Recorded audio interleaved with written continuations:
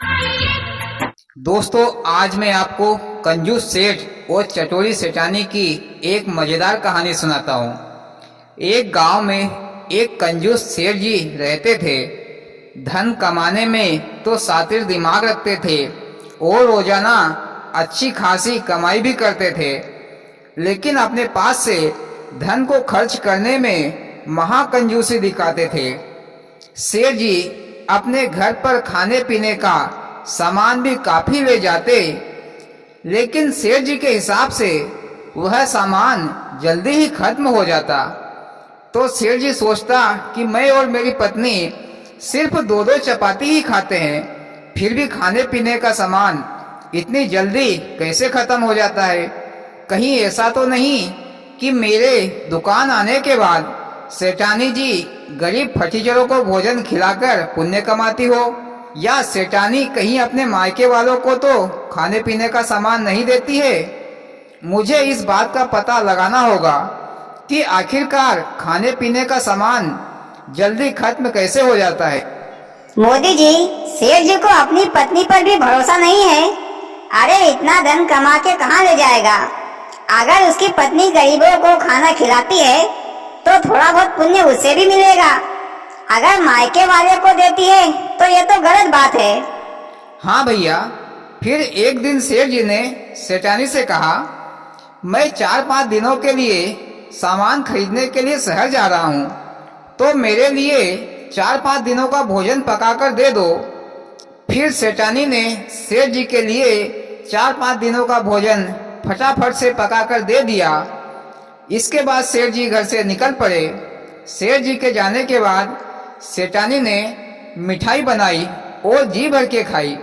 जब शाम हो गई तो सेठानी ने रात में अपने साथ सोने के लिए पड़ोसी की लड़की को लेने चली गई। ये सब सेठ जी दूर से देख रहे थे। फिर सेठ जी ने मौका पाकर अपने घर के अंदर आ गए और एक बड़ी सी पेटी के अंदर छिप गए। फिर कुछ देर बाद सेठानी जी एक लड़की को साथ लेकर घर में आ गई। उस लड़की का नाम मीनू था। इसके बाद सेठानी ने मीनू से कहा, यहाँ गन्ने के 10-20 टुकड़े पड़े हैं, लेकर आओ, खा लेते हैं, मुझे तो जोरों की भूख लगी है।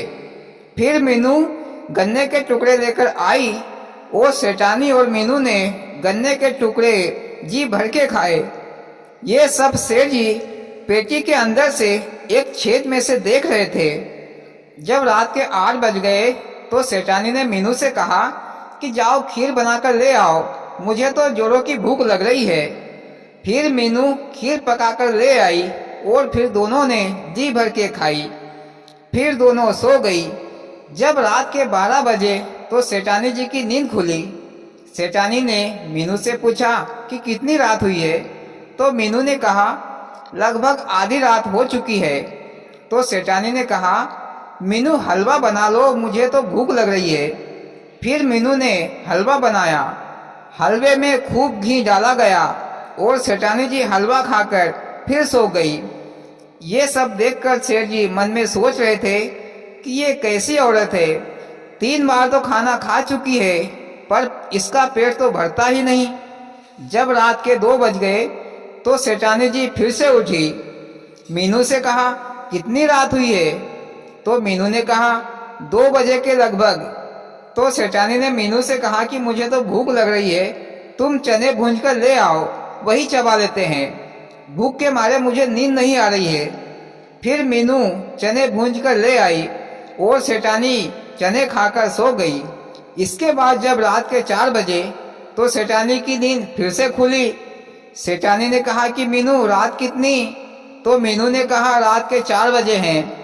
तो सेठानी ने कहा कि मीनू पोहा जलेबी बनाकर ले आओ, थोड़ा बहुत खा लूंगी तो जरा भूख को शांति मिलेगी। फिर मीनू ने पोहा जलेबी बनाकर ले आई और सेठानी ने पोहा जलेबी जी भर के खाई और सो गई। ये सब सेठ जी देख देख कर मन ही मन में गुस्से से सोच रहा था, ये सेठानी औरत है या खाना खत्म करने वाली चुड़ैल? एक रात में 4-5 बार खा चुकी है, फिर भी अभी पेट ही भरने का नाम ही नहीं ले रहा है। तो फिर दिन में कितनी बार खाती होगी? इसके बाद जब सवेरा हो गया तो सेठानी जी पानी लेने के लिए कुएं पर चली गई और मीनू भी अपने घर चली गई। फिर सेठ जी चुपके से घर के बाहर निकल गए और गांव में आ गए। जब सेठानी जी पानी लेकर आ गई तब सेठ जी घर की ओर चले आ रहे थे। सेठानी ने सेठ जी को देखा कि सेठ जी तो 4-5 दिनों के लिए शहर के लिए गए थे, पर ये तो दूसरे दिन ही सुबह सुबह आ गए। मोदी जी, सेठानी सेठ जी के आने से क्यों घबरा रही है? अरे कोई सेठानी ने चोरी नहीं की है। अरे खाना बना बना कर खाया ही तो है। अरे इसमें घबराने की क्या बात है?